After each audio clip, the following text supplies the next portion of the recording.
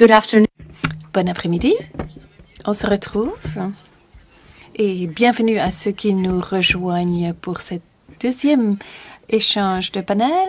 Vos Excellences, chers candidats, messieurs, dames, c'est un honneur de pouvoir vous accueillir à ce deuxième tour de discussion en panel avec la Coalition pour la Cour pénale internationale, avec les candidats de juges de la CPI en ce qui concerne les élections qui auront lieu en décembre de cette année à New York. Je suis Kirsten Mierschrand, je suis le directeur de programme pour la Coalition pour la Cour pénale internationale, un réseau de plusieurs organisations de la société civile de différents pays pour faire de sorte que la CPI agisse de façon efficace et effective au niveau international dans la collaboration avec la Cour pénale internationale pour promouvoir des lois plus puissantes pour lutter contre les crimes de guerre, les crimes contre l'humanité et les crimes humanitaires. Je voudrais exprimer encore une fois mon appréciation par rapport à l'accueil que nous avons reçu aux Pays-Bas. Merci aussi à l'ambassadeur Van Issel et à tous ses collègues du ministère des Affaires étrangères qui ont permis cette réunion de cet après-midi. Je voudrais aussi remercier chaque candidat de nous rejoindre pour cette deuxième discussion de panel. Ces discussions ont été organisées pour permettre aux personnes nommées de s'exprimer par rapport à leur expertise et leurs compétences, ainsi que de promouvoir les processus décisionnels des États parties lorsqu'ils vont se réunir en décembre pour élire 6 juges. Il y a l'interprétation en anglais et en français pour ceux qui en ont besoin. Encore une fois, je remercie les interprètes d'avance pour les efforts qu'ils vont se donner dans la traduction de ces sessions. Point de logistique pour ceux qui nous rejoignent pour la première fois. Si vous voulez quitter les bâtiments, vous n'oubliez surtout pas de remettre votre badge au guichet. Si vous voulez rentrer dans les bâtiments du ministère, on vous demandera de vous inscrire à nouveau au guichet de présentation et de demander un nouveau badge. Maintenant, cette session sera diffusée live par le biais de l'Internet. Vous pouvez aussi participer aux échanges par le biais de Twitter, @NGO pour la justice, for justice en anglais, avec hashtag ICC élection et hashtag elect the best.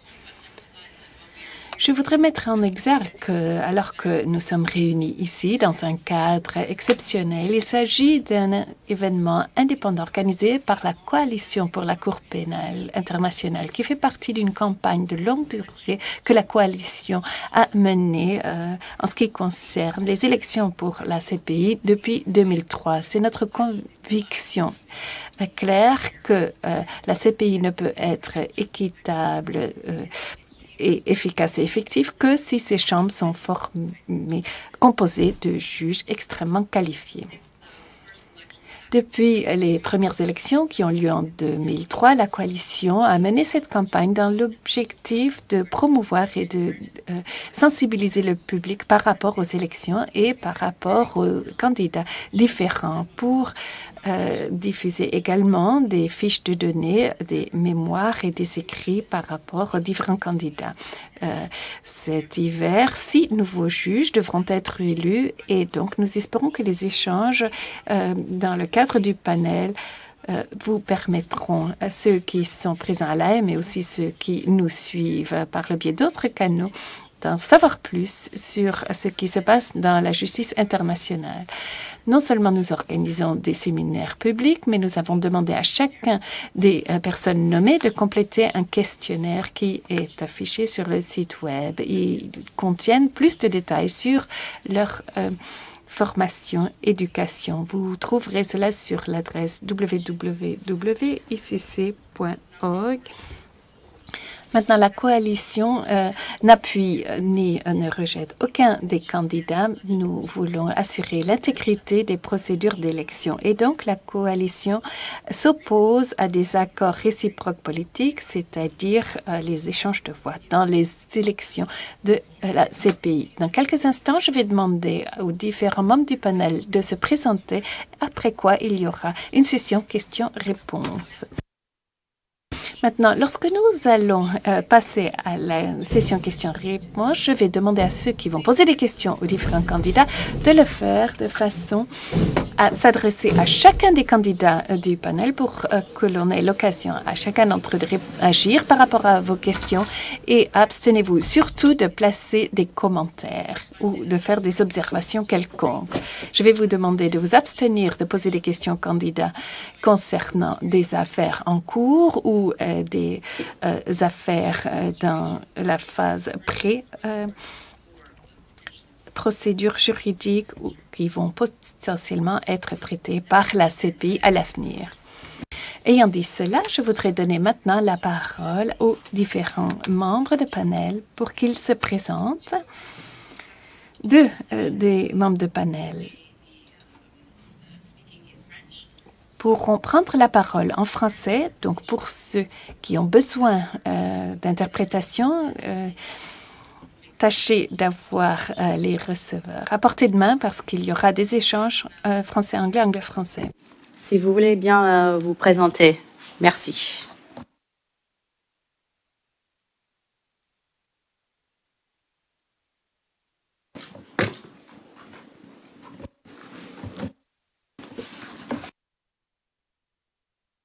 La parole, oui. Okay.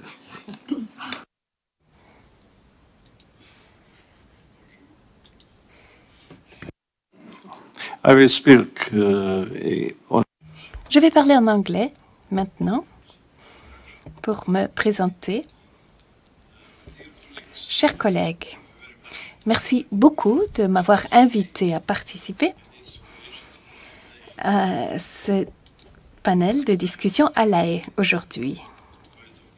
C'est un honneur pour moi d'avoir été nommé pour ce poste de juge au niveau de la CPI dans cette période qui est difficile pour la Cour. Et cette opportunité d'évoquer ma motivation, les expériences que j'ai eues dans cette procédure de sélection qui est tout à fait équitable. Je m'appelle donc Dragomir Vuković, je suis le juge dans la division d'appel de la Cour de Bosnie-Herzégovine. Je pense que mon éducation et mon passé professionnel me qualifient parfaitement pour avoir ce poste au niveau de la CPI. Je suis juge d'affaires pénales à différents niveaux en Bosnie-Herzégovine depuis déjà 25 ans, dont 13 ans au niveau de la division d'appel de la section s'occupant des crimes de guerre au niveau de mon tribunal.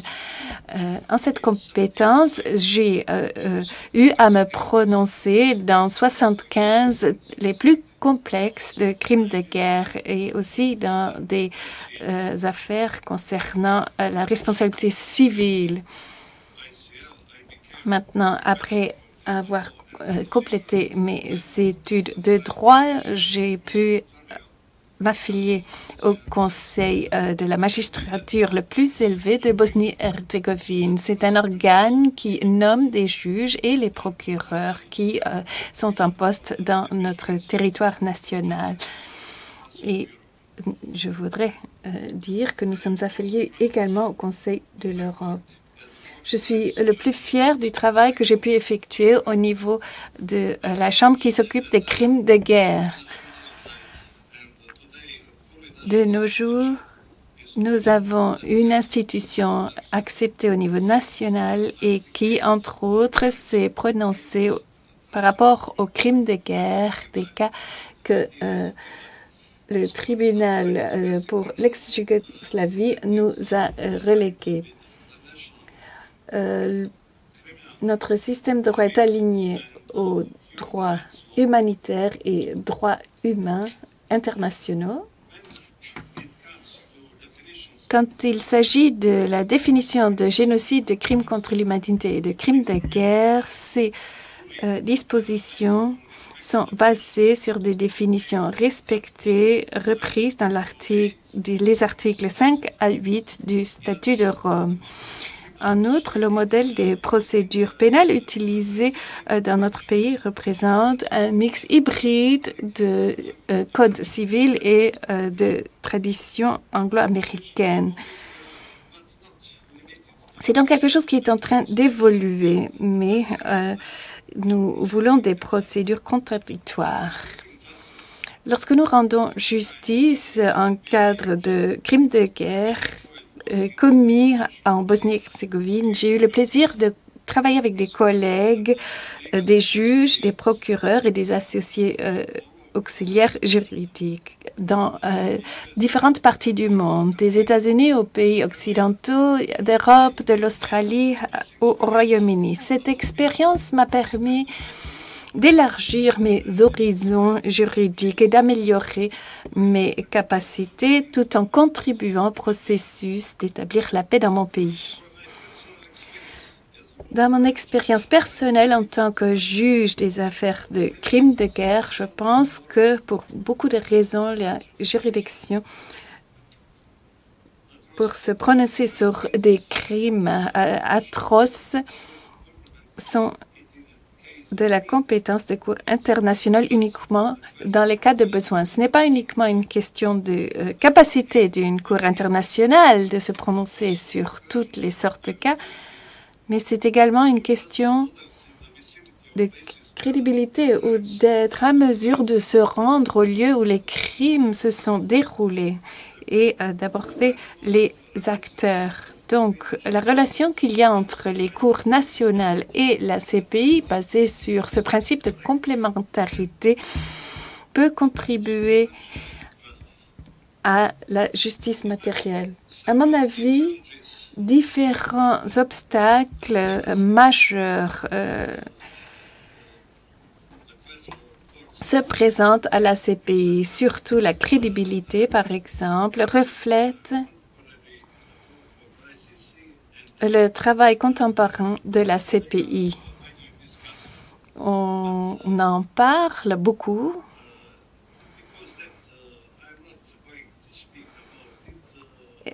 Étant donné la situation, je ne vais pas me prononcer là-dessus. En tant que juge, j'espère pouvoir simplement résoudre cette situation. Toutefois,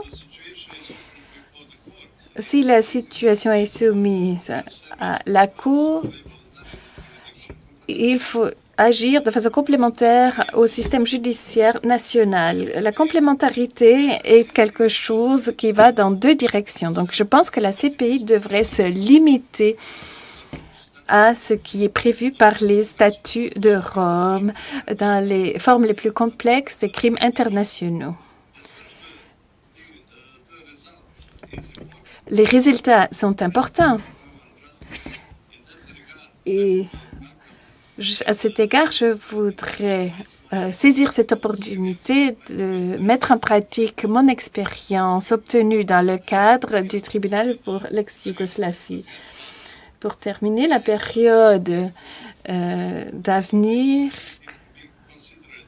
me permet d'être considéré comme étant candidat au poste de juge au niveau de la CPI, qui est un honneur et un défi professionnel. Avec l'expérience que j'ai pu avoir à ce jour, je pense que la théorie juridique est importante, mais la justice ne peut être réalisée que dans les salles d'audience des tribunaux. Merci de m'avoir accordé votre attention. Merci, Monsieur Vukoye. Madame Akane a la parole maintenant.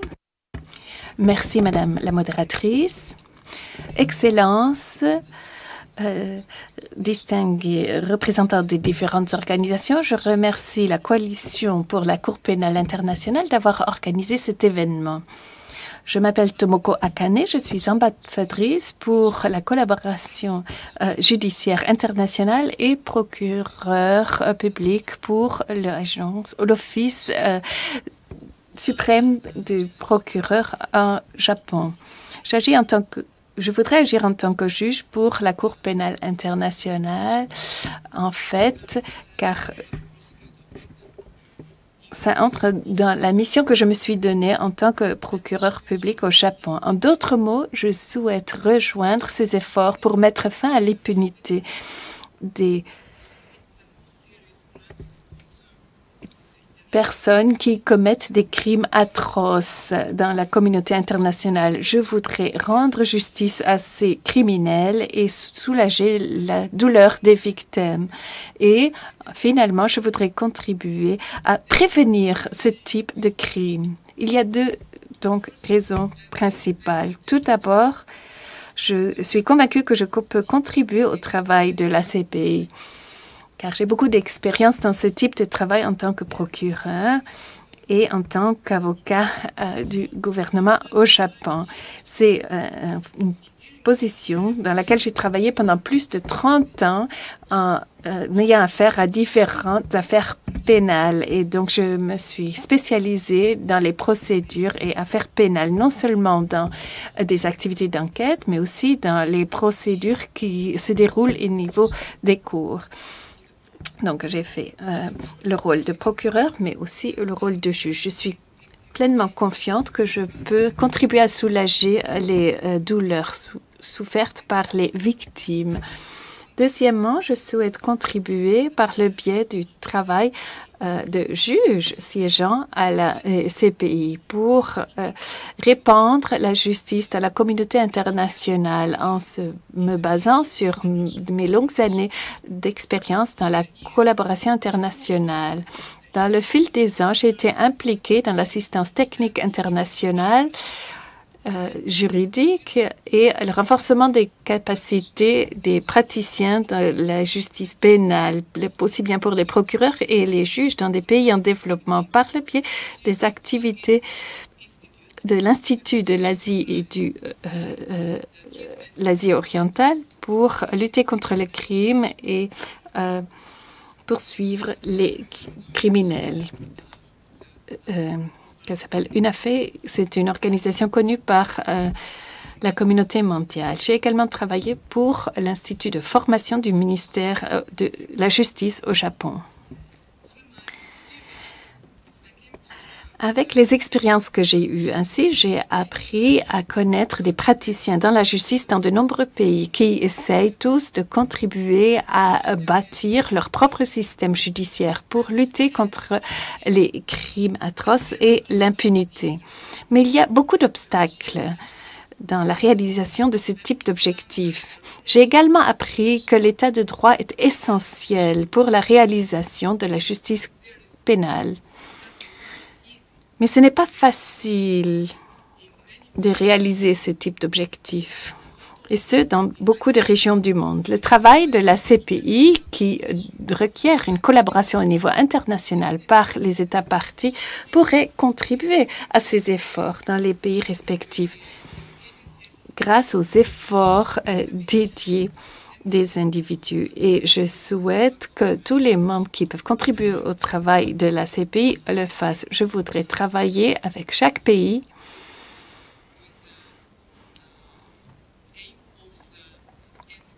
dans un but de mettre fin à l'impunité. Merci beaucoup. Merci. Madame Alapini-Bansou. Merci beaucoup, Madame la directrice, de m'accorder la parole et de me permettre aussi d'intervenir dans ce panel. Avant de me présenter, je voudrais rendre mes civilités à l'auditoire, les acteurs de la société civile ici présents et les diplomates, chacun en ses rangs et qualités. Je voudrais aussi reconnaître à l'Union africaine et à la communauté économique des États de l'Afrique de l'Ouest d'avoir endossé ma candidature pour être juge à la Cour pénale internationale, et ceci à la requête de mon pays, le Bénin, qui de tout temps a appuyé et encouragé mon ambition de prendre part à l'œuvre de la Cour pénale internationale. Ceci, bien entendu, au regard de mon parcours et de mon expérience pour les fonctions judiciaires de la Cour pénale internationale, ce projet est cet instrument le plus achevé en matière de lutte contre l'impunité et pour les droits des victimes dans le monde entier. Je suis avocat au barreau du Bénin, de tradition juridique de la civil law, la loi continentale comme le disent d'autres, avec un DEA en droit et politique de l'environnement, une maîtrise en droit des affaires et carrières judiciaires, un diplôme universitaire de la common law et plusieurs certificats en matière de droits de l'homme, de droits humanitaires et de droits de la femme, pour être passé, entre autres, à l'Institut René Cassin de Strasbourg et à l'Organisation internationale du droit de développement à Rome.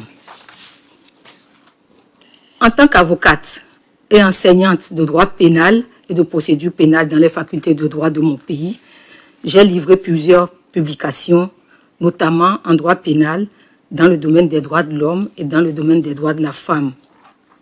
Mes compétences pour les fonctions judiciaires de la Cour pénale internationale tiennent d'abord à ma profession d'avocat pénaliste, familier de dossiers pénaux, tant au plan national qu'international, et je totalise à ce jour 31 ans de barreau. En tant qu'avocate et ancienne stagiaire de la Conférence internationale des barreaux à Paris, j'ai travaillé pour Avocats sans frontières Belgique dans le projet Justice pour tous au Rwanda, après le génocide du Rwanda, et ceci à la demande de la Commission internationale des juristes. J'ai dans mon pays obtenu l'anticonstitutionnalité des dispositions du Code pénal qui ne réprimaient que les faits d'adultère de la femme. Et au plan sous-régional africain, j'ai plaidé dans le dossier Alilou Ouedraogo, à Ouagadougou, au Burkina Faso, pour ne citer que ces cas-là.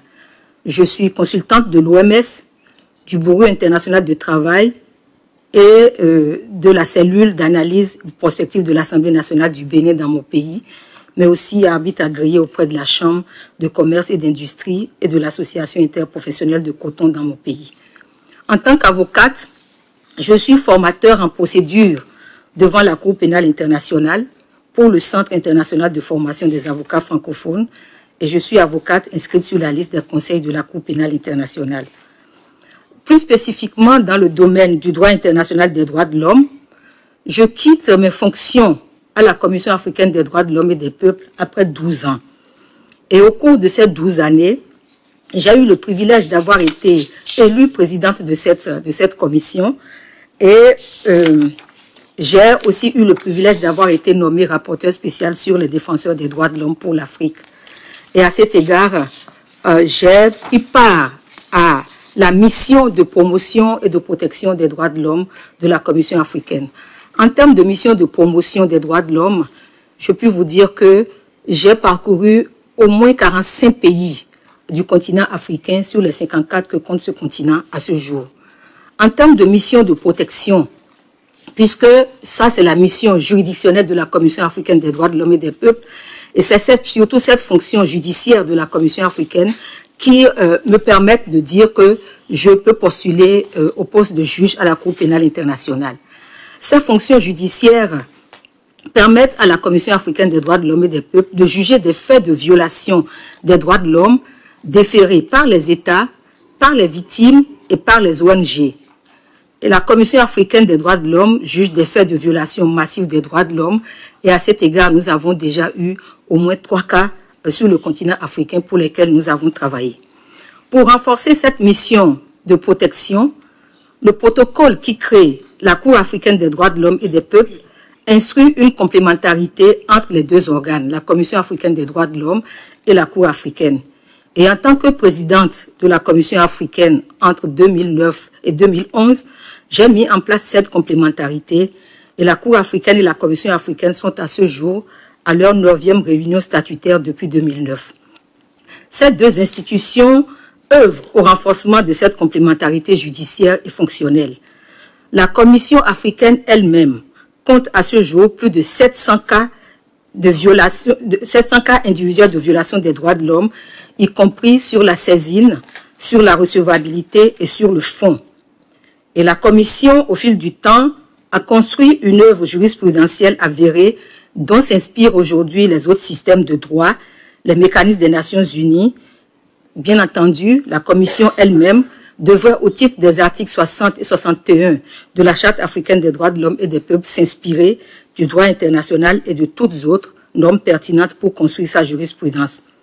En tant que membre du groupe de travail sur les communications, j'ai œuvré à ce que, au niveau de la Commission africaine des droits de l'homme et des peuples, nous puissions avoir un peu plus de rapidité, un peu plus de célérité dans l'examen de nos communications.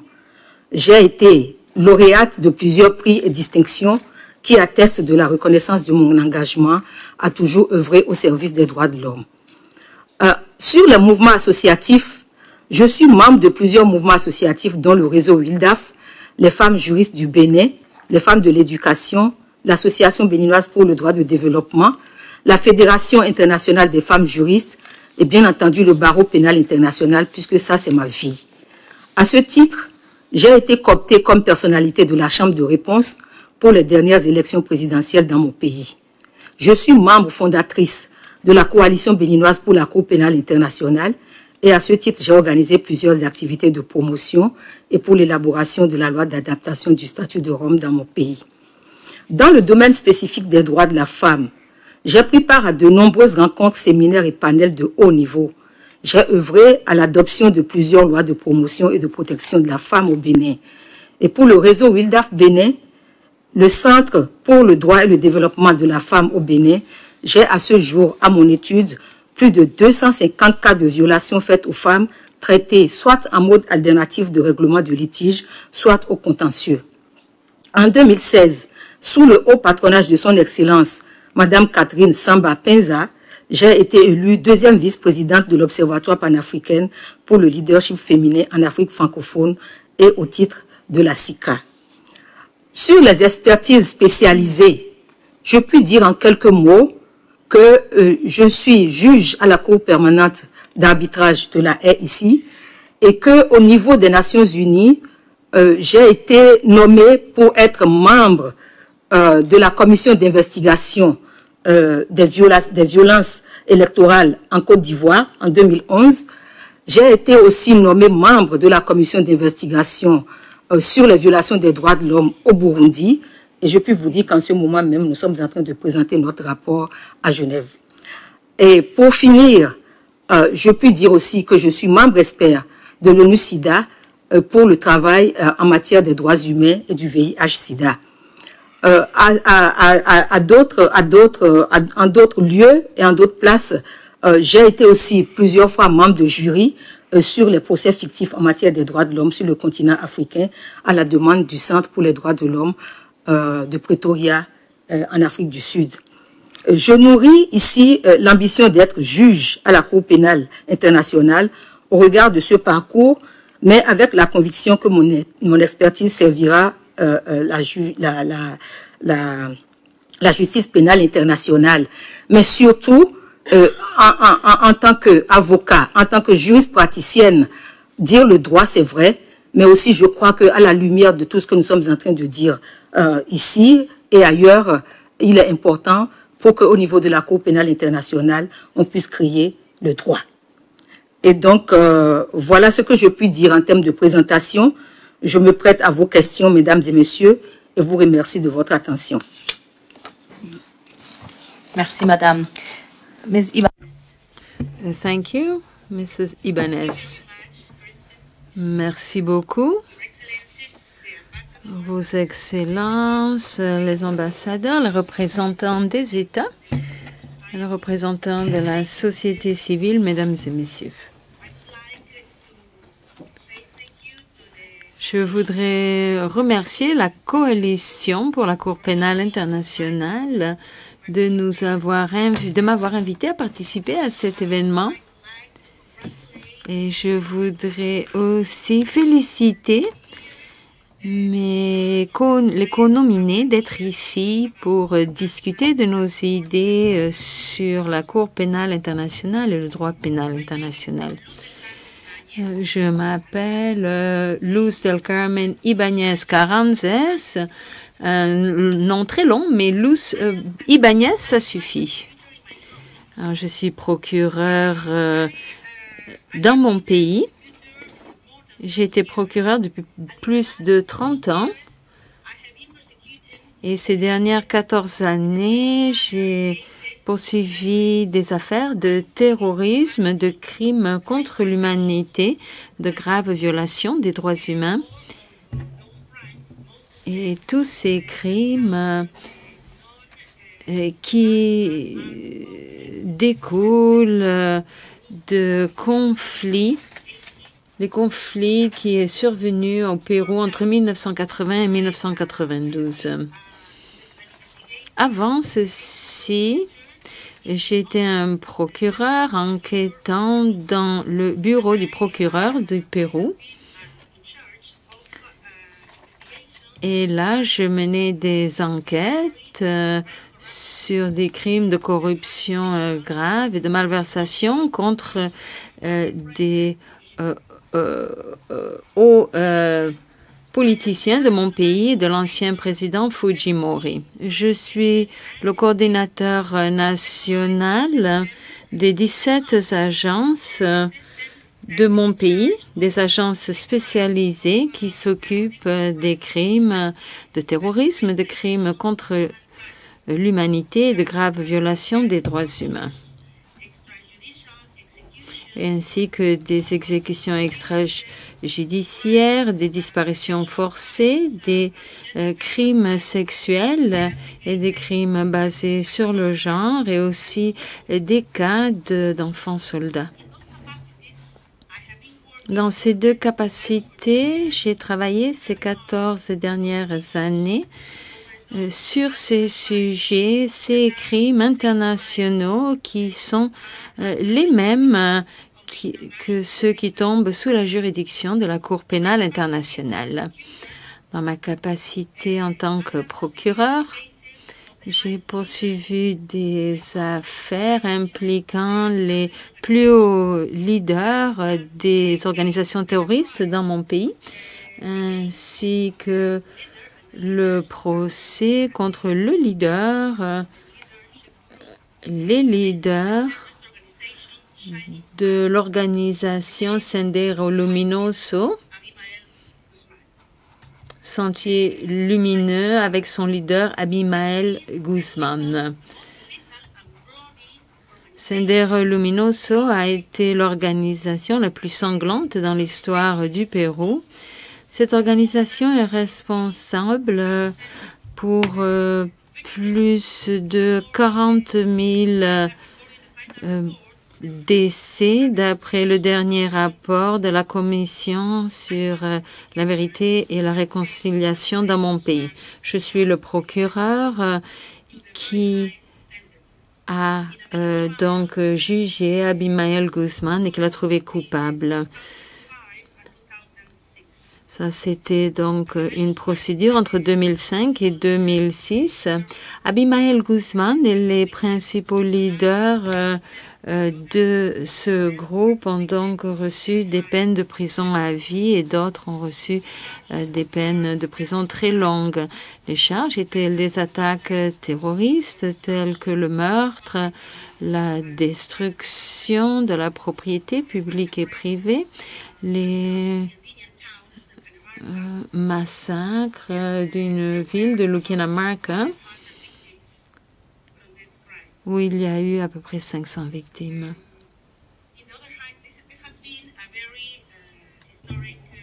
Ceci était un cas très historique, des jugements très historiques au Pérou.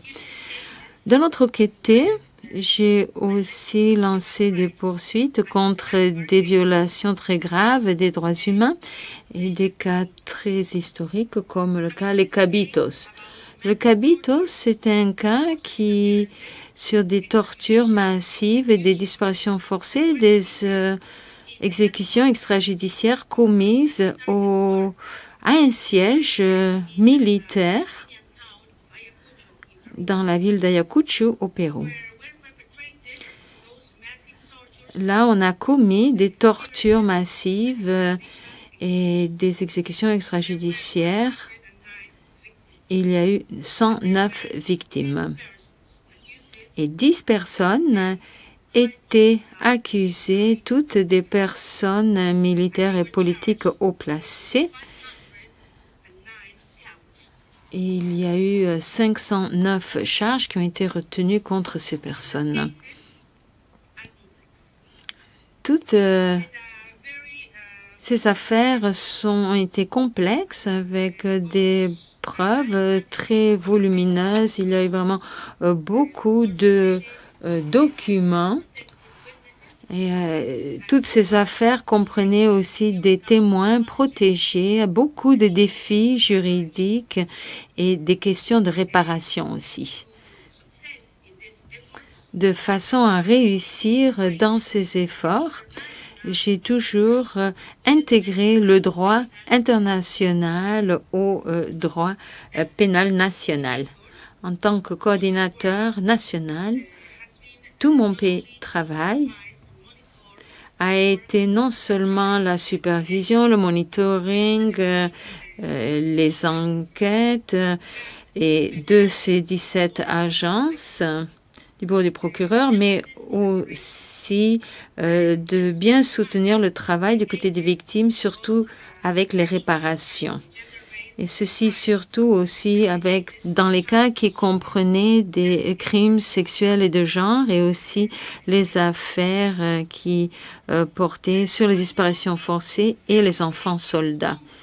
J'ai toujours trouvé des réponses très créatives pour ce qui est de la compensation et de la réparation. Tout ce travail m'a préparé à faire face aux grands défis d'une position de juge à la Cour pénale internationale. Et je voudrais apporter l'expérience du Pérou à la CPI et mon expérience personnelle et professionnelle de façon à pouvoir contribuer au droit pénal international et à la justice pénale internationale et de façon à continuer à travailler sur le même type de crime, mais maintenant au niveau international. Je veux aussi contribuer à la lutte contre l'impunité et à la prévention des atrocités et des crimes haineux qui frappent toute la communauté internationale. Après toutes ces années d'expérience, je sens que je suis préparée pour ce travail. Je suis de plus professeur universitaire. J'ai enseigné le droit pénal, le droit procédural et les droits humains à une université publique depuis plus de 21 ans. J'ai aussi un master en droit pénal et un doctorat en droit. Je pense donc que j'ai les compétences académiques qu'on pourrait demander pour ce poste. Je voudrais faire partie de ce grand effort de la CPI pour ce qui est de la lutte contre l'impunité, qui est aussi un engagement personnel. J'ai servi mon pays avec une grande loyauté depuis plus de 30 ans et maintenant je voudrais me mettre au service du monde et au service de la paix dans le monde. Merci beaucoup. Merci Madame Ibanez. C'est mon grand plaisir maintenant que d'ouvrir les questions. Veuillez lever la main, ceux qui sont ici dans la salle qui pourraient avoir une question, et sinon on recevra vos questions par Twitter pour ceux qui participent par la voie des médias sociaux. Alors, je vous demande de poser des questions qui s'adressent à tous les candidats pour que chacun et chacune puisse y répondre à part égale. Je vois une question au fond. Merci beaucoup. Merci à vous tous d'être ici, les acteurs des États et de la société civile. Je voudrais parler avec vous d'un des défis. Les audiences devant la Cour ont souffert d'un manque de sessions publiques. Ceci a été un problème à la Cour pénale internationale depuis un nombre d'années. On gêne l'accès à la Cour par le public mais cela met aussi au défi les droits de l'accusé à avoir une audience publique. Ceci est pertinent vu tout d'abord que la CPI est loin des communautés affectées. Alors, sur la base de votre expérience, est-ce que vous pouviez nous dire comment est-ce que vous feriez face à cette question de manque de transparence et de manque d'accès public aux audiences, le rôle des juges pour ce qui est d'assurer la transparence, l'accès à la justice et aussi en tant qu'élément pour la justice? Merci beaucoup. La question, elle porte donc sur les audiences des procédures de la CPI qui ont lieu dans un format fermé. On vous demande de réfléchir à votre rôle de juge pour savoir aussi comment est-ce que ce type de session pourrait donc affecter le droit des accusés et le rôle que vous pourriez jouer. Madame Ibanez, merci beaucoup. Cette question sur la transparence et l'accès aux audiences, eh bien, ça fait partie du problème de la complémentarité positive. Je pense qu'en tant que juge à une cour pénale internationale, on a une grande opportunité de travailler sur ce sujet. Au Pérou, toutes ces affaires dans ce domaine de terrorisme et crimes contre l'humanité, ainsi de suite, sont toutes publiques, non seulement parce que les gens vont dans la salle d'audience, mais aussi parce que les médias sont présents, que tout ceci est diffusé à la télé, à la radio. Il y a donc beaucoup de personnes, non seulement les praticiens, les juges, les procureurs peuvent avoir accès aux audiences. C'est vraiment tout le monde. Je pense que la transparence est la meilleure garantie pour une cour.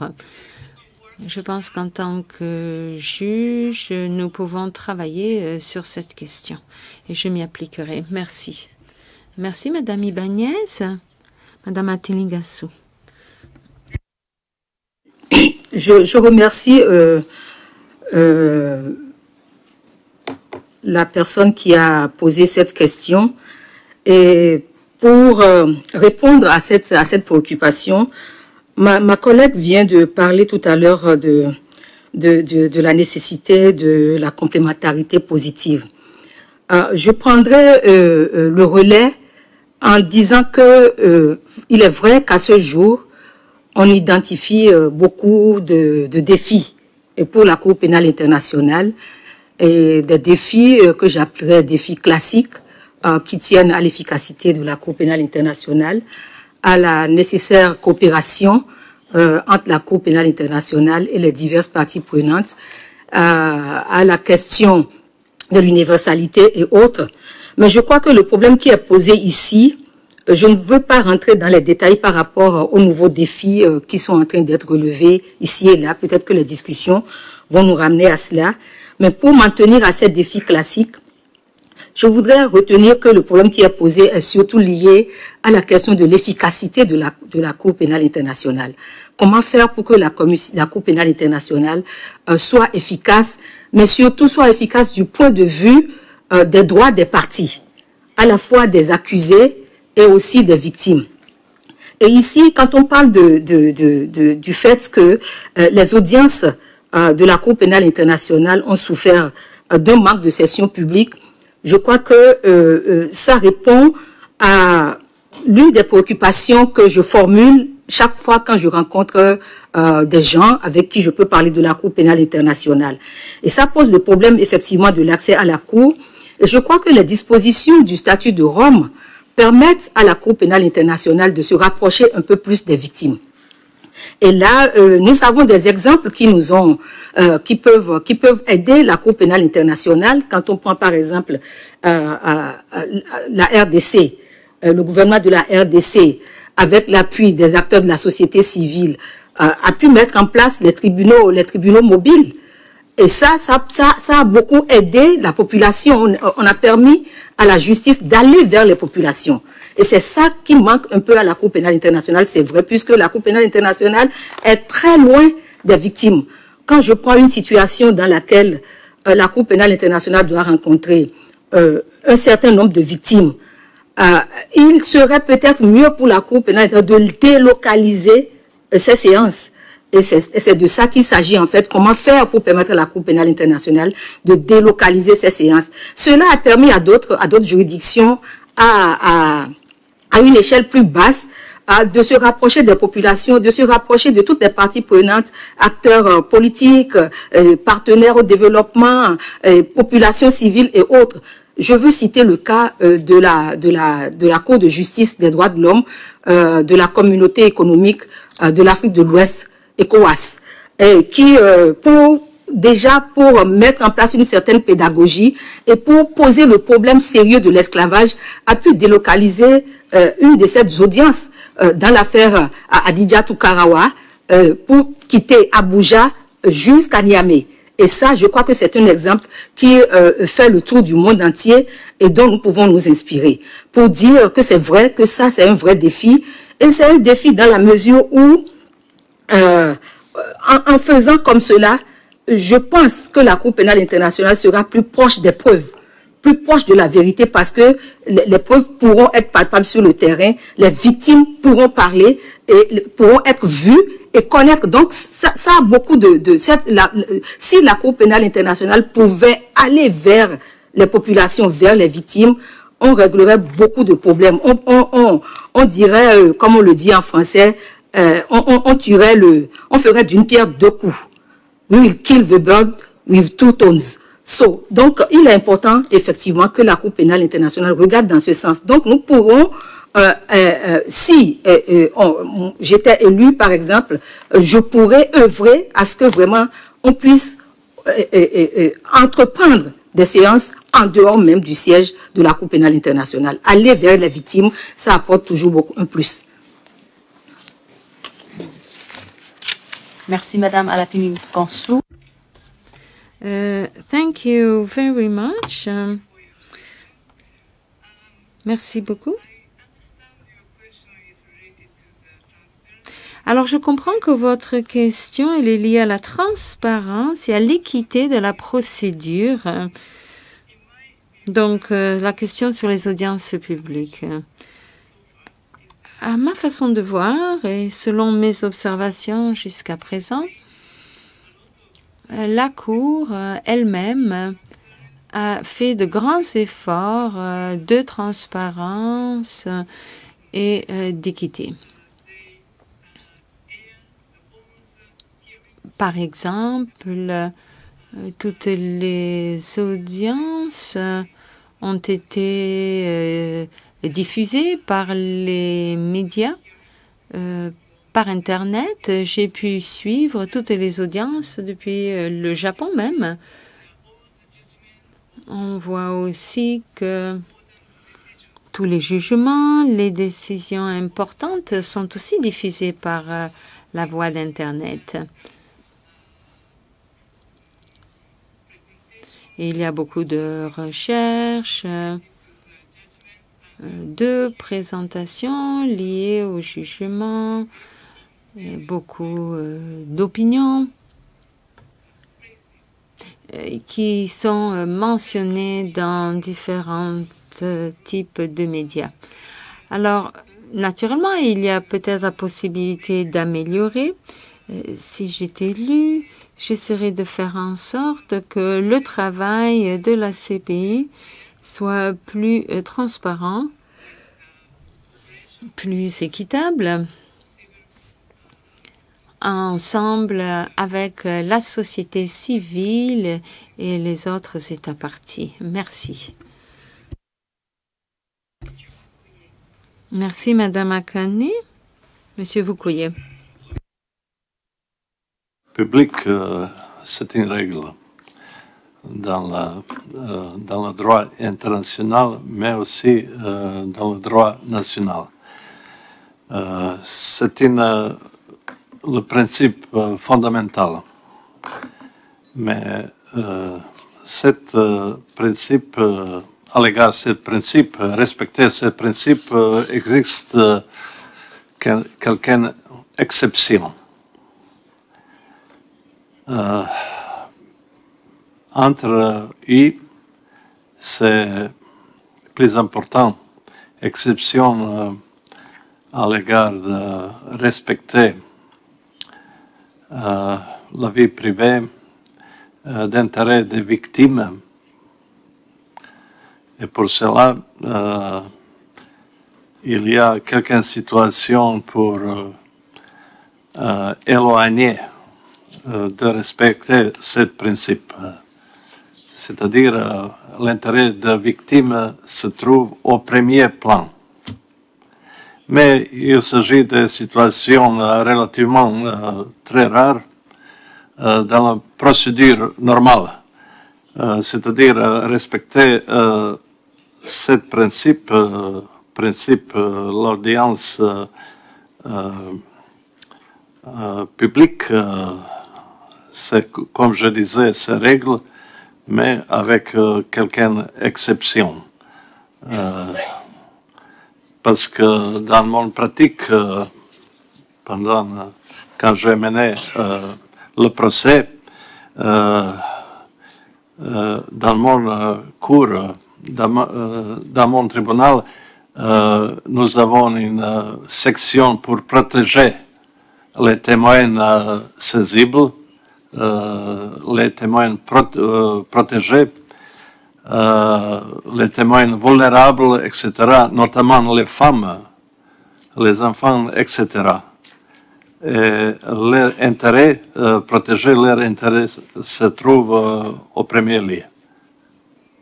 Je pense qu'il ne s'agit aucune l'exception par rapport à la situation chez le tribunal pénal international, par la procédure, oui. Bien sûr, par rapport à la participation des victimes, par notre loi, ces possibilités comme ça n'a pas vaste comme dans la situation prévoyée par le Rome Statute. Parce que participation, comme vous savez, cette situation est plus vaste par le Rome Statute.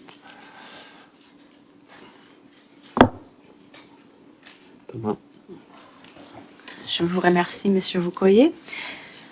Do we have another question from the audience here?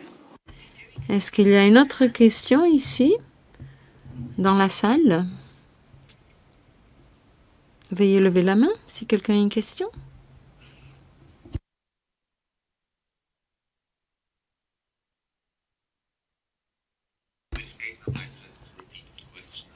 Je vais peut-être répéter la question que j'ai posée ce matin, comme ça nous aurons d'autres réponses. Je suis Thomas Verfolds, journaliste pour la justice.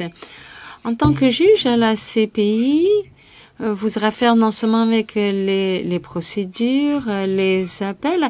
En plus, votre travail judiciaire, vous faites partie d'un effort collectif pour améliorer le système du statut de Rome, qui est un système encore relativement jeune. Vous avez des rôles formels dans le système quand vous avez des délibérations en plénière. Vous parlez d'amendements sur les règles de la preuve qu'on peut présenter à l'Assemblée de cet partie. Vous pouvez formellement participer au débat avec les États ou les personnes académiques sur des amendements voulus ou désirés au statut de Rome. Vu que vous êtes candidat à ces postes judiciaires, je suppose que vous avez observé le travail de la Cour ces dernières années. Je me demande, est-ce que vous avez été frappé dans vos observations par des choses dont vous vous dites qu'elles pourraient être changées? des choses que vous pourriez proposer, ou bien pour ce qui est sur la plénière des juges, ou bien des amendements au statut de Rome. Je pense en particulier à 2 sujets. En tout premier, les règles pour l'outrage au tribunal. Si on regarde la CPI, il n'y a que le bureau du procureur qui peut enquêter et poursuivre des infractions contre l'outrage au tribunal. Et ça, c'est le cas même si la personne, en fait, est un membre du personnel. Il y a... Alors, dans les autres cours, il y a d'autres possibilités. Un procureur indépendant pourrait s'occuper de ça, ou bien la Chambre elle-même. Alors, je me demandais quelles étaient vos pensées sur la compétence exclusive du procureur pour ce type de procédure. La seconde idée, c'est le mécanisme pour le bureau du procureur. Lorsque le procureur décide de ne pas poursuivre, de ne pas engager une poursuite. Dans les systèmes nationaux, il y a différents mécanismes, comme ici, aux Pays-Bas, les victimes peuvent demander à une cour d'appel d'ordonner au procureur d'engager des poursuites. En Allemagne, c'est un crime pour un procureur de ne pas engager des poursuites s'il y a des indications qu'un crime a été commis. Mais dans le système de la Cour pénale internationale, il n'y a pas de mécanisme de ce type. Est-ce que vous pensez que ceci est une lacune et est-ce que vous pouvez peut-être penser à un type de remède? Alors, merci. Pour résumer cette question, en tant que candidat et juge potentiel de la CPI, est-ce que vous pensez que pouvoir contribuer au développement plus avancé du système du statut de Rome? Je pense, comme j'ai dit plus tôt, je demande aux candidats de ne pas faire de commentaires sur des cas qui ont déjà été traités devant la Cour pour ce qui est de l'effet que ceci pourrait avoir plus tard sur leur travail. Et la seconde partie de cette question, elle porte sur les cas d'outrage au tribunal et que ceci, pour le moment, est la prérogative de l'office du procureur, du bureau du procureur. Et qu'est-ce qu'on pourrait faire aussi quand le bureau du procureur refuse d'engager des poursuites et surtout en comparaison avec d'autres systèmes de cours où il y a des alternatives à un tel refus de la part du procureur. Peut-être je peux demander à Madame Akane de répondre en premier à cette question. Merci. Merci pour cette question. For judge. À l'adresse des juges, donc, ma position est celle qui part du point de vue d'un juge qui siège déjà au niveau de la CPI. En tant que juge, on se doit d'avoir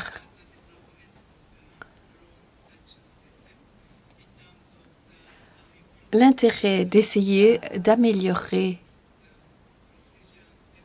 les procédures juridiques et le recueil des documents probatoires, ainsi que de travailler de façon plus rapide et efficace dans les procédures de la Cour. Aussi bien dans le sens des engagements de poursuite juridique que des audiences même. Évidemment, Un juge doit s'efforcer de modifier le système là où c'est possible, mais s'il faut changer les règles et les statuts,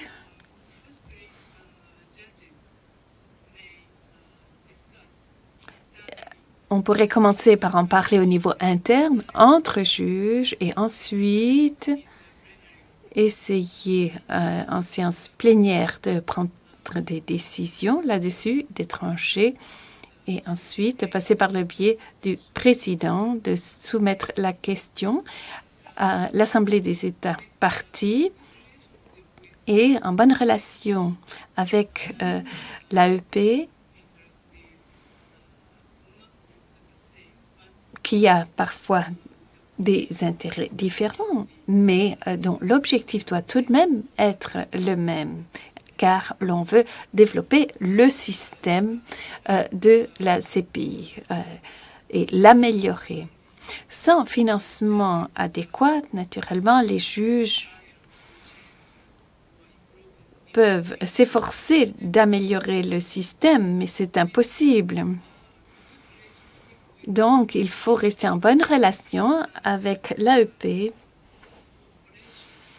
et collaborer de façon fructueuse avec l'AEP. Mais c'est par cette voie que les juges devraient essayer d'améliorer le système. Pour ce qui concerne les mécanismes de non-engagement de procédure juridique par le procureur, eh bien, en tant que juge, il faut respecter la décision finale du procureur. Et donc, s'il décide de ne pas engager des poursuites, eh bien, lui aussi a une position autonome et indépendante comparée au juge. Il a ses propres obligations. Naturellement, il peut y avoir des exceptions. Et il faut un mécanisme de surveillance qui fasse le suivi du travail des procureurs. Et donc, on peut tirer les enseignements du système des États parties. Et l'AEP pourra peut-être développer un mécanisme ou mettre en place une structure qui ne portera pas atteindre aux droits du procureur, mais qui permettrait de promouvoir des activités plus efficaces et un travail plus crédible de ce procureur. Et donc, il y a peut-être des choses que l'on pourrait changer à ce niveau-là. D'accord, merci. Madame Ibanez, est-ce qu'on peut vous demander de réagir à cette question? Il y avait plusieurs questions regroupées en une.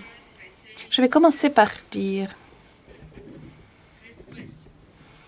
en réponse à la première question concernant l'amélioration des statuts de Rome, eh bien, ceci est lié au principe d'universalité. L'universalité est aussi un grand challenge au niveau de la CPI. Évidemment, il y a un nombre considérable d'États qui n'ont pas encore ratifié le statut de Rome et qui n'ont pas incorporé dans leur législation nationale les crimes décrits dans le statut de Rome et donc ils ne poursuivent pas les coupables. Que peut-on faire en tant que juge? Je pense que pour pallier à cette situation, les juges peuvent faire beaucoup de choses. Par exemple, les décisions prises par la Cour, par les juges, reflètent la fermeté et l'efficacité pour être perçues par les pays non signataires comme étant vraiment une institution efficace qui travaille ardument pour prévenir les crimes. Un juge a un devoir, une obligation d'agir ainsi. Et les procès équitables qui sont organisés de façon efficace vont promouvoir l'universalité. Comme je l'ai dit plus tôt, j'ai un plan d'action pour y arriver.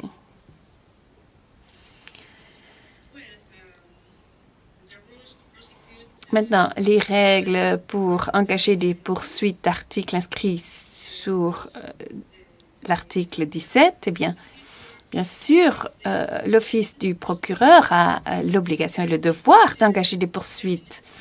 Je crois qu'il est absolument nécessaire d'améliorer l'efficacité de la Cour pénale internationale. Et pour le dernier point concernant les mécanismes de suivi ou de surveillance ou de contrôle par rapport au travail de l'ATP, c'est vrai, c'est un mécanisme dont on a besoin. Il est nécessaire. Et maintenant, selon les dispositions du statut de Rome, les dispositions de l'article 15, si le procureur décide qu'il n'y a pas une base suffisante pour continuer ces enquêtes, les choses s'arrêtent là. Mais ça ne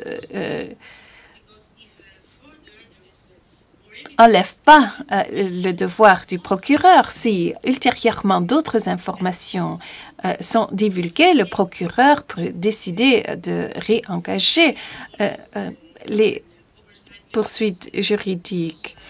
Et donc, oui, il faut un mécanisme de contrôle et dans des cas de divulgation en matière de droits humains, et ça s'applique à la plupart des affaires traitées par la Cour dans la Convention américaine des droits humains, nous avons un article qui stipule que dans ce type de cas, il y a un droit spécial des victimes pour qu'ils connaissent la vérité. Et ce droit n'est pas uniquement le droit des victimes. Au Pérou, c'est également un droit de la société civile.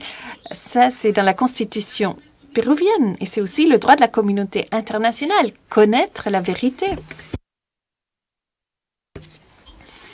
Je pense que ce mécanisme de contrôle doit être très fonctionnel. C'est nécessaire, je suis d'accord, et en tant que juge, de façon informelle peut-être, on peut contribuer à y arriver, ou peut-être on peut travailler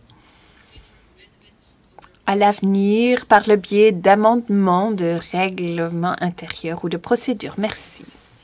Merci, Madame Ibanez. Monsieur Vukoye.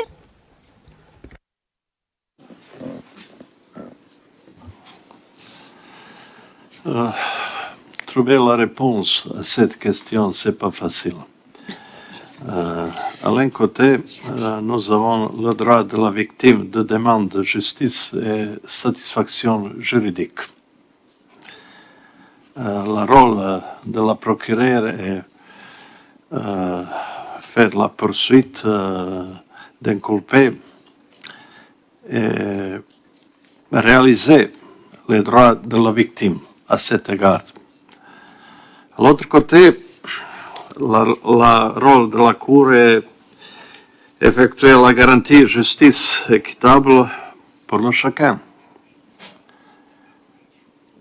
Et pour cela, c'est nécessaire plus précisément ordonner le rôle par le statut, peut-être changer de le statut de Rome, le rôle chaque partie à cette procès judiciaire.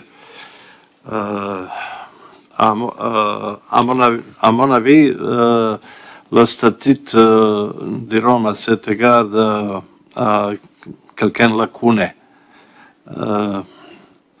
Je vais dire, il doit éviter la situation de mélange, la compétence au premier lieu entre le procureur et la Cour. Et pour cela, il doit s'agir pour perfectionner, améliorer les provisions du Rome Statute. Merci. Merci, monsieur. Madame Alapini-Consou. Merci. Thank you. The floor is to Madame Mansour. Est assez importante. Pour moi, elle n'est pas difficile, mais je crois que son intervention recouvre beaucoup de préoccupations à la fois. Et la première préoccupation que je trouve qui a été relevée ici, c'est par rapport au fait que le juge de la Cour pénale internationale devrait à la fois satisfaire son rôle classique, son rôle séculaire, si je puis le dire ainsi, mais aussi regarder du côté opérationnel de la chose. Je m'explique. Nous avons appris par rapport à la Cour pénale internationale que c'est une institution judiciaire qui se repose sur deux piliers. Le pilier judiciaire et le pilier opérationnel, comme le dirait l'autre. Et comme vous êtes en train de le dire, il arrive, et c'est d'ailleurs le cas pour les juges de la Cour pénale internationale, de travailler à la fois sur le plan judiciaire, mais aussi de voir de quel côté ils devraient travailler avec l'autre partie prenante qui est l'Assemblée des États parties, et pour régler certains problèmes, comme vous êtes en train de le dire. Peut-être que dans les activités judiciaires de la Cour, des problèmes surgissent, même des problèmes budgétaires et autres, et il faudrait voir dans quelle mesure il faut aller à des amendements et autres. Et là, c'est qu'il faut que le juge s'asseye non seulement sur son pilier judiciaire, mais aussi se tienne compte du fait que la Cour pénale internationale est là du fait des États parties, de la volonté politique des États parties, et qu'ils doivent composer avec ce pilier opérationnel que représente l'Assemblée des États parties, pour pouvoir donner effet, justement, rendre plus efficace la Cour pénale internationale. Et je crois que, bon, un tel travail demande assez de doigté, assez de circonspection, mais aussi assez de flair. Il faut mettre en place les bonnes stratégies pour voir dans quelle mesure le collège des juges, si des problèmes survenaient. Et je crois que la Cour pénale internationale est en train de se construire, comme vous l'avez dit, petit à petit. Et il ne nous servirait pas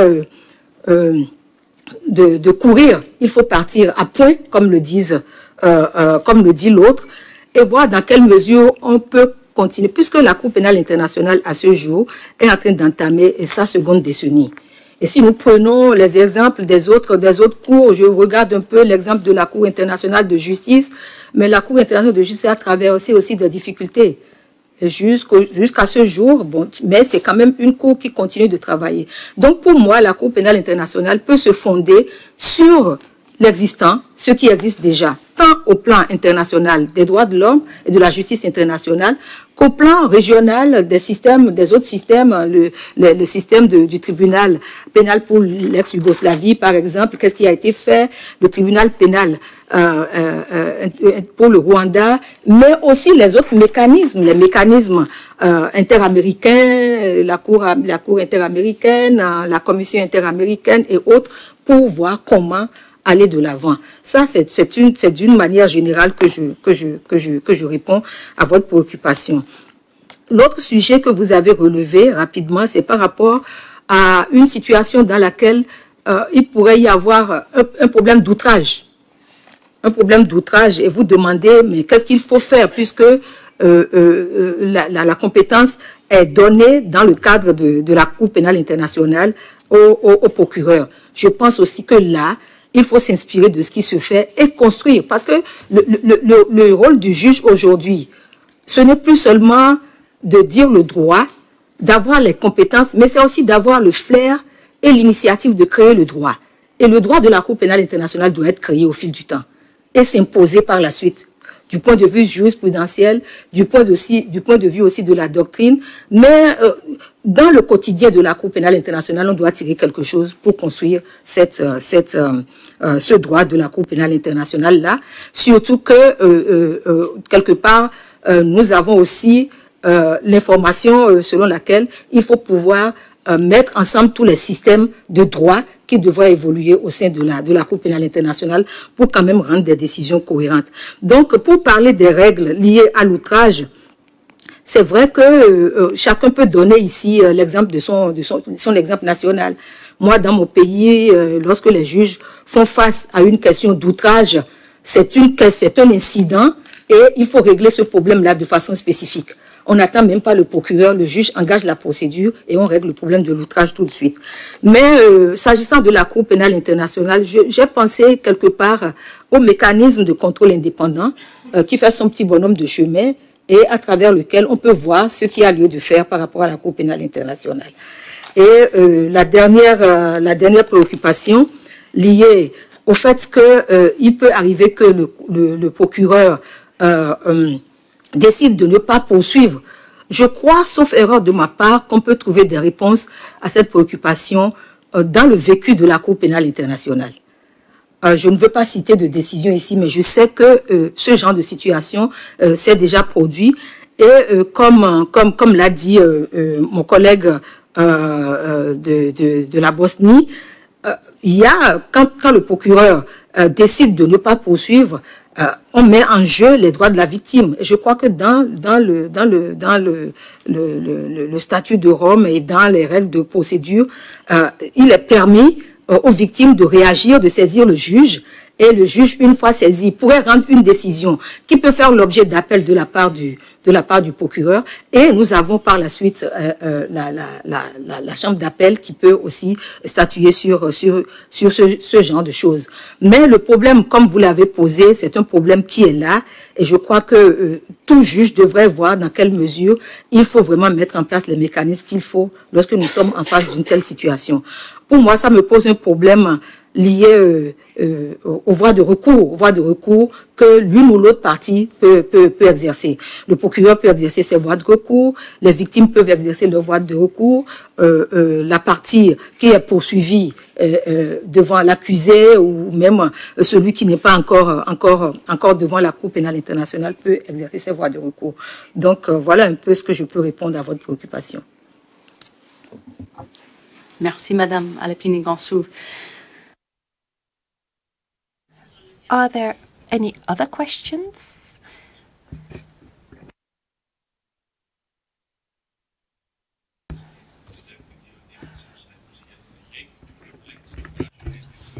Bonjour, je voudrais féliciter la coalition pour la Cour pénale et tous les candidats pour ce débat très utile et très intéressant.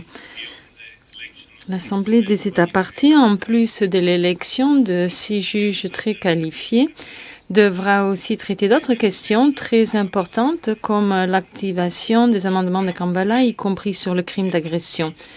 En tant que juriste, je voudrais vous demander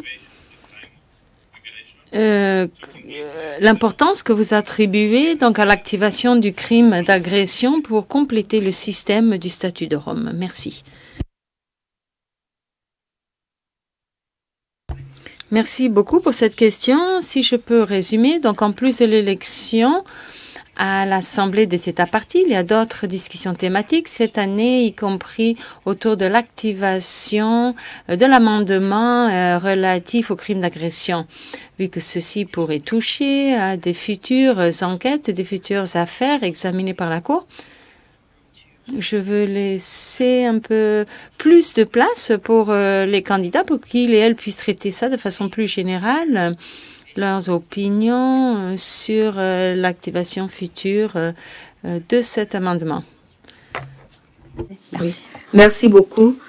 Sur l'activation du crime d'agression, ce que je peux répondre tout de suite, c'est que il faut que nous retenions que la question de l'agression n'est pas une question nouvelle.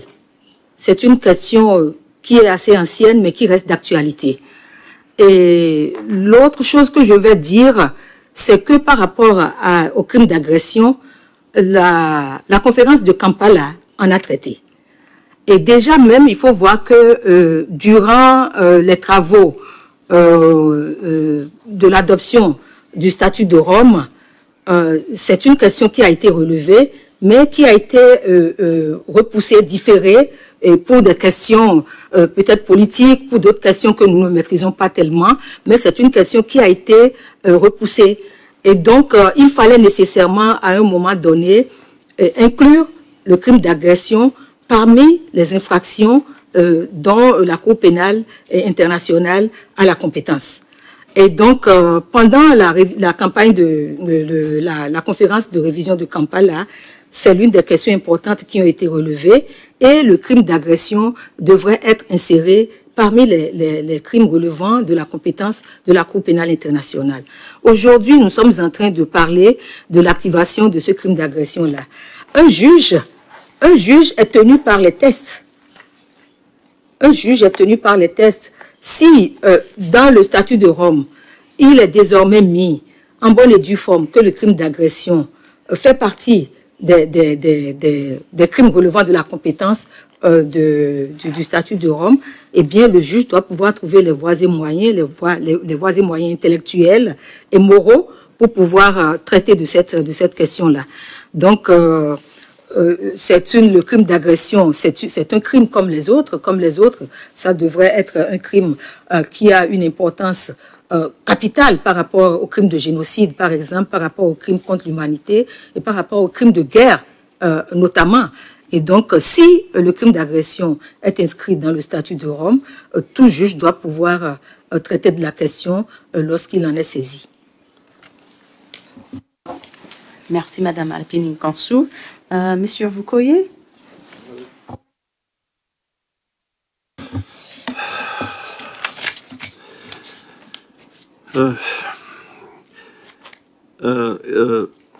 C'est vrai, les États partis ont fait l'effort important pour améliorer les choses qu'elles ont faites, criminalisation de l'agression, de la lutte contre l'illégal guidant la guerre avec la consensus décision à Kampala. Mais le crime d'agression adopté à Kampala a été la chance unique, comme mes précédents disaient, pour criminaliser non légal guidant la guerre pour une et pour tous. Mais il reste le problème, faire criminalisation d'agression en réalité. C'est futur, c'est notre tâche pour le futur, mais il doit aller à ce but. Merci.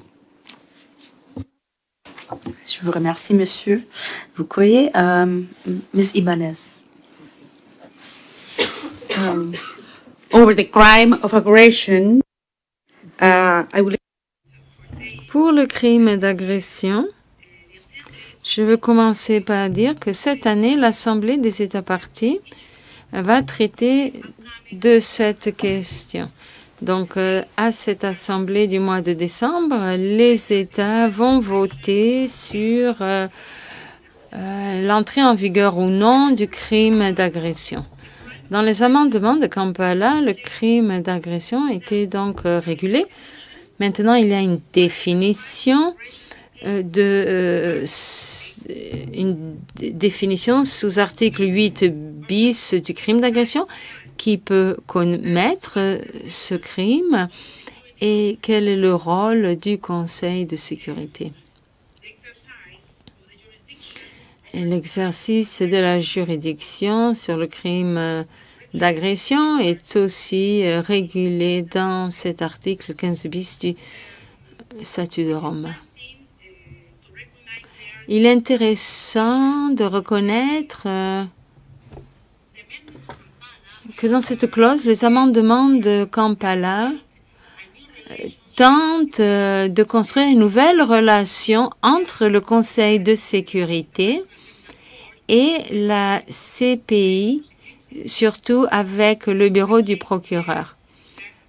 Parce que là, on réglemente que lorsque le procureur pense qu'il y a une base suffisante pour lancer une enquête sur un crime d'agression, il ou elle doit notifier le secrétaire général de cette question. Suite à ceci, le Conseil de sécurité aura une période de 6 mois pour déterminer si l'acte en question est, oui ou non, un acte d'agression. Si le Conseil de sécurité détermine que oui, alors le bureau du procureur peut ouvrir une enquête. Cependant, si cette période de 6 mois prend fin et que le Conseil de sécurité n'a pas conclu de cette façon, alors la juridiction de la Cour est aussi activée. Le bureau du procureur peut lancer une enquête avec l'autorisation de la chambre préliminaire. Donc, c'est une nouvelle relation entre la CPI et le Conseil de sécurité. Je crois que c'est une question très importante.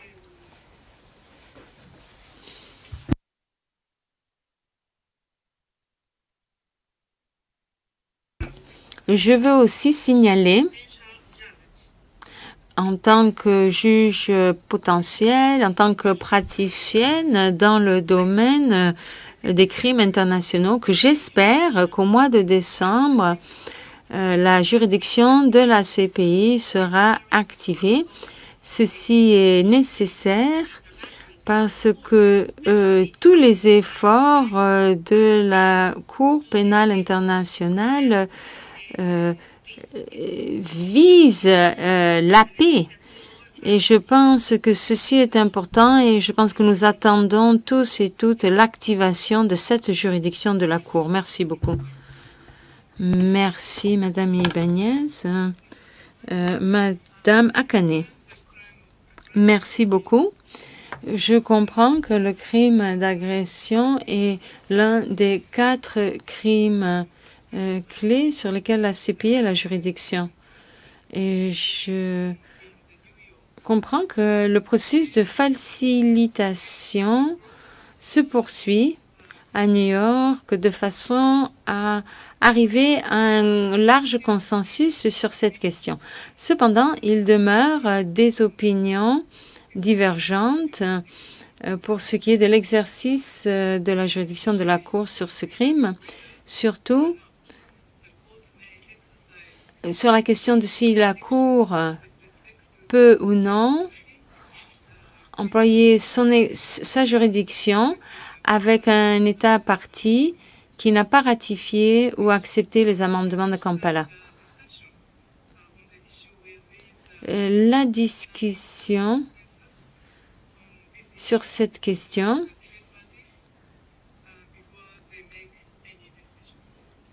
doit se poursuivre avant d'arriver à une décision. Sans consensus sur la juridiction de la Cour sur le crime d'agression, ceci pourrait arriver à une confusion pour la pratique de la Cour. En un mot, ceci pourrait endommager le fonctionnement de la Cour. Ceci dépend du processus de facilitation. Si la compétence est activée, la mise en œuvre sera entre les mains des juges. En tant que juge potentiel de la CPI,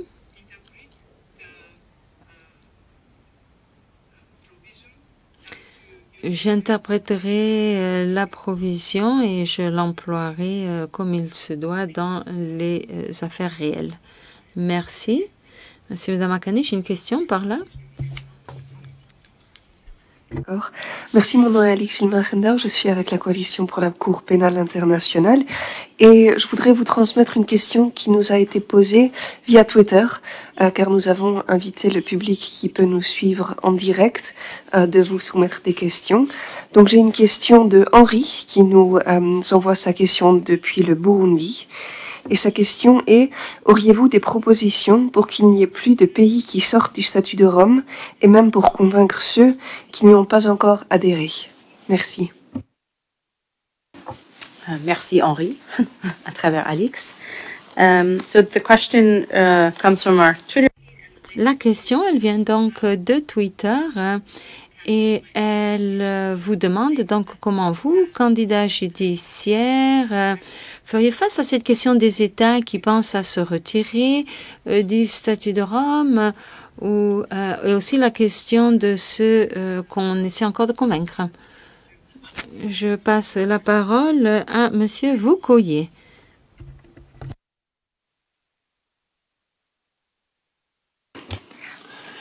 Je sais, quelques pays d'Afrique sont quittés le statut de Rome.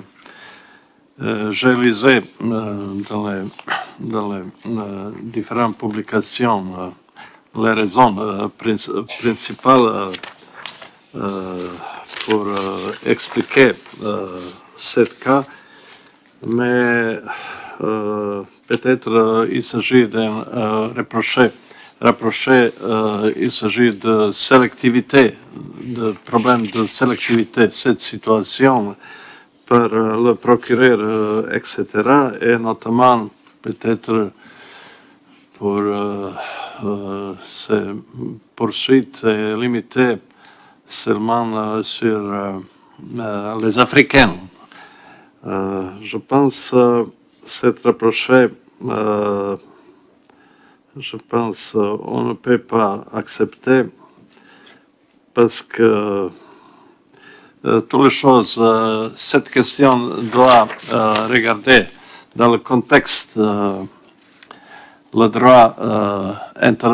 droit pénal international. Comme vous savez, après la guerre deuxième mondiale, nous avons un procès au Nürnberg. L'inculpé à Nürnberg était exclusivement de l'Europe, mais aussi inculpé pour les crimes à l'ex-Yougoslavie, sont été européens. C'est pas loin. Je juge comme j'ai jugé comme le juge national aussi pour mes compatriotes. Je suis le juge nationalité serbe de Bosnie-Herzégovine, et j'ai donné le premier juge en Bosnie-Herzégovine le verdict pour génocide commis par mes compatriotes. Parce que je dois douer mon profession était impartial. C'est pas toujours facile, mais c'est mon tâche. Et pour cela, je pense, quand il s'agit de cette question que vous posez à moi en ce moment, il ne doit oublier les victimes. Les victimes sont été aussi africaines. Les milliers et milliers. Et pour cela, pour l'exigence élémentaire de la justice, de la morale, nous avons jugé les gens qui sont commis les graves très horribles. Et c'est ma réponse. Merci. Merci, Monsieur Voukoye. Mr. Kane. Thank you very much. Merci beaucoup. Ceci est étroitement lié à l'universalité et la souveraineté de l'État. L'année dernière, j'ai été à l'Assemblée des États parties et j'ai observé des discussions sur cette question. Ce que j'ai pensé à l'époque, c'est que le plus important, c'était de continuer à parler et de se comprendre les uns les autres. Donc, de continuer ce dialogue entre les États africains qui ont exprimé leur manque de satisfaction avec les activités de la CPI et donc les autres États parties. À l'époque, il y a eu une discussion très vive en plénière, mais après, deux des États africains ont décidé de ne pas se retirer de la structure de la CPI dans l'immédiat.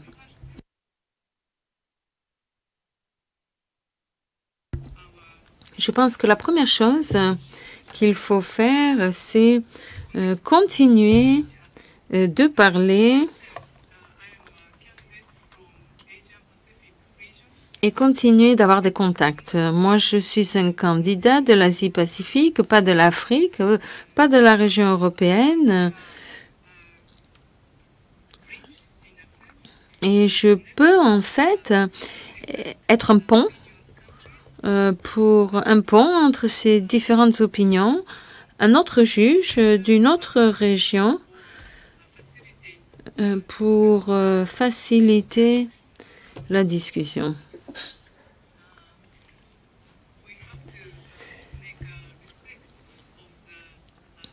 Aussi, il faut respecter la souveraineté des décisions de chaque État partie. Donc, dans l'immédiat, je n'exprime pas d'opinion contre les pays qui ont décidé de se retirer ou ceux qui n'ont pas décidé de se joindre au système du statut de Rome. Mais ce que je veux dire, c'est qu'il faut continuer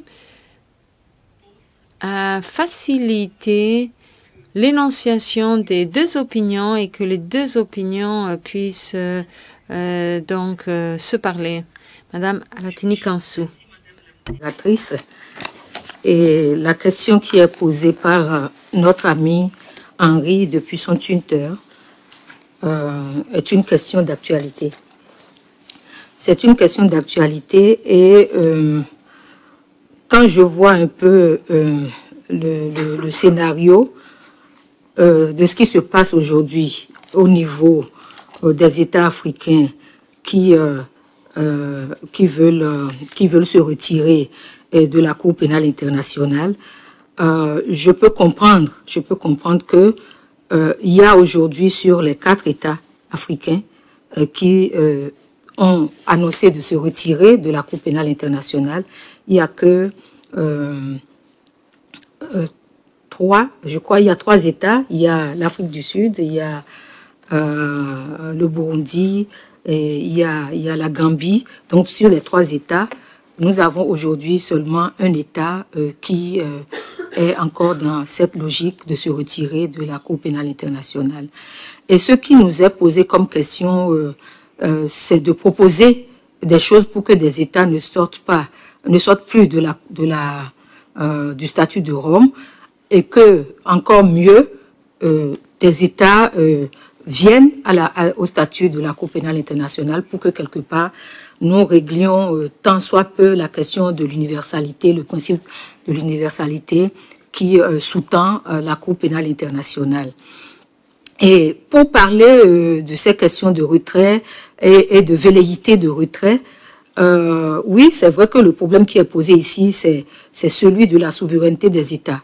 Et lorsque un État décide d'être partie à un instrument juridique de l'envergure du statut de Rome, c'est que quelque part, il a accepté d'aliéner, et tant soit peu, cette souveraineté-là et de répondre aux obligations qui sont inscrites dans cet instrument juridique-là. Mais c'est vrai que lorsqu'on parle du droit pénal international, lorsqu'on parle des institutions pénales internationales, lorsqu'on parle même d'une façon générale des droits de l'homme, les États n'ont jamais accepté d'être mis au banc des accusés. Et donc, c'est un peu ce qui se passe au niveau de l'Afrique. Et moi, je considère cela comme quelque chose de normal qui pourrait arriver même en d'autres lieux, même par rapport à d'autres continents, si des problèmes du genre survenaient aussi par rapport à ces continents-là. Sauf que les tests étant ce qu'ils sont, il faut pouvoir respecter les règles de l'art, il faut pouvoir respecter ses engagements. Et donc, qu'est-ce que nous allons faire pour que ce genre de situation ne se présente pas? Je crois que lorsque la question du retrait de certains États du statut de Rome s'est posée, l'une des choses qui ont été faites, c'est que on a essayé de faire comprendre que cette question n'est pas nécessairement une question liée à un continent donné. Et que contrairement à ceux qui pensent que c'est lié à un continent donné, que tel n'est pas le cas. Mais ce que moi je comprends par rapport à toute cette situation, c'est que la responsabilité de faire en sorte que le dialogue continue entre la Cour pénale internationale et les parties prenantes, cette responsabilité incombe à tout le monde. La première responsabilité incombe aux États parties eux-mêmes, qu'ils comprennent la démarche de leur engagement vis-à-vis de la Cour pénale internationale, mais ceci à travers leur cadre. L'autre chose que je voulais dire aussi, c'est que la Cour pénale internationale n'est pas là nécessairement pour taper sur telle ou telle personne. Et je crois que le gros problème, c'est que ce qui fait la force de la Cour pénale internationale, c'est que cette Cour a la compétence de juger des individus et pas des moindres. Pas n'importe quel individu. Et c'est là tout le problème. Mais il est bon que les États prennent leurs responsabilités entières et voient à travers l'engagement qu'ils ont pris par rapport au statut de Rome, ce qu'il y a d'important dedans. Je crois que c'est la nature humaine qu'il faut prendre en compte dans le statut de Rome. C'est la condition humaine qu'il faut prendre en compte dans le statut de Rome. Et c'est de cela qu'il s'agit. On parle plutôt des victimes. Et les victimes, ce n'est pas un nombre réduit. Quand on parle de victimes, quand on parle de violation massive des droits de l'homme, c'est pas quelques victimes. C'est pas une seule personne, mais c'est des milliers de victimes. Et je suis à même de le dire. Quand je suis allée dans la commission internationale sur les violations des droits de l'homme en Côte d'Ivoire, mais je peux vous dire que je suis passée sur des centaines et des centaines de cadavres d'enfants. Et ça, c'est important. Donc, il faut pouvoir continuer de dialoguer sur cette... Maintenant, les solutions, les propositions. Moi, je dis, c'est déjà par rapport aux États parties eux-mêmes. Mais aussi par rapport aux acteurs de la société civile. Parce que ce genre de situation, je crois que si, là où l'État faillit, là où l'État faiblit, c'est la société civile qui prend la relève. Et je crois que la société civile a un travail en amont et en aval à faire vis-à-vis de nos dirigeants. Leur parler en amont, les former, les informer, les sensibiliser sur le bien fondé de ce que nous sommes en train de dire et permettre à ce que vraiment le statut de Rome continue de faire son petit bonhomme de chemin. Et l'autre proposition que je voudrais faire, c'est aussi de voir dans quelle mesure il faut mettre en place des systèmes de renforcement de capacité, surtout de nos intellectuels dans nos pays. Quand je parle d'intellectuels, je pense aux universitaires, je pense aux magistrats, je pense aux avocats, ceux-là même qui pratiquent les droits de l'homme au quotidien et qui peuvent aider au renforcement du statut de Rome et qui peuvent convaincre, parce que dans nos pays, nos dirigeants, ils sont assistés, ils ont des conseillers et ces conseillers-là ont besoin d'être renforcés dans leur démarche pour pouvoir donner de bons conseils à nos dirigeants. Merci, Madame Alapini-Gansou. Ms. Ibanez. Thank you. Thank you very much. Madame Ibanez, oui, merci. Alors, de nouveau, cette question, elle est liée à l'universalité. Alors, le retrait, donc, on en a parlé l'année dernière. Il y a un nombre significatif d'États, je pense 70 aussi, qui ne font pas partie du statut de Rome et qui n'ont pas inclus dans leur législation nationale ces crimes très sérieux et qui donc ne font pas de poursuite de ces crimes. Cependant, la lutte contre l'impunité pour ces crimes, elle a besoin de la ratification de tous les États. Alors, que faire? Je n'ai pas la réponse. Ce n'est pas un problème qui peut être résolu juste par les juges, juste par les États parties. C'est un problème sur lequel doivent travailler tous les acteurs de la justice internationale. Les juges doivent travailler sur des meilleures décisions, des meilleurs processus, des meilleurs raisonnements. Et le bureau du procureur aussi doit travailler dans cette direction. Des meilleures enquêtes, des enquêtes plus rapides. La société civile aussi, je suis d'accord avec ce que Mme Alapi-Nigansou a dit. La société civile a une grande obligation, une obligation morale de pousser les États à ratifier le statut de Rome. Parce que je dois dire que le travail de la Cour pénale internationale et du droit pénal international vise la paix. Et la paix est un sujet sur lequel toute la communauté internationale doit travailler. Donc, les pays du monde doivent tous soutenir ces efforts. Alors, pour en arriver à l'autre volet de la question, donc cette question africaine, je voudrais là dire quelques mots. Je ne pense pas que la CPI vise l'Afrique. Il est vrai que l'Afrique a beaucoup d'affaires qui viennent de l'Afrique, mais ceci est dû aux circonstances de la CPI. Ces affaires, elles ont été saisies donc, par les États eux-mêmes. L'un est venu par le Conseil de sécurité et l'autre, un bureau du procureur. Mais c'est vrai aussi que c'est bien la perception de la Cour pénale internationale. Alors, qu'est-ce qu'on peut faire là? Je crois qu'il faut travailler à rendre la Cour plus diversifiée. Et c'est pour ça qu'il faut une diversification aussi dans l'élection des juges, parce qu'il faut une autre perspective, une autre vision à la CPI. C'est pour ça qu'il est très important aussi que des juges viennent de l'Amérique latine, de pays très lointains comme le Pérou. La Cour pénale internationale, elle travaille à l'internationalisation de la justice internationale. Et il s'agit donc de tous les pays du monde et pas d'une seule région.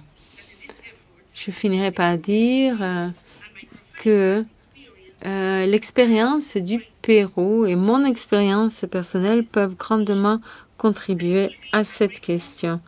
Et ce sera un vrai honneur pour mon pays et pour moi de travailler sur cette question. Merci beaucoup.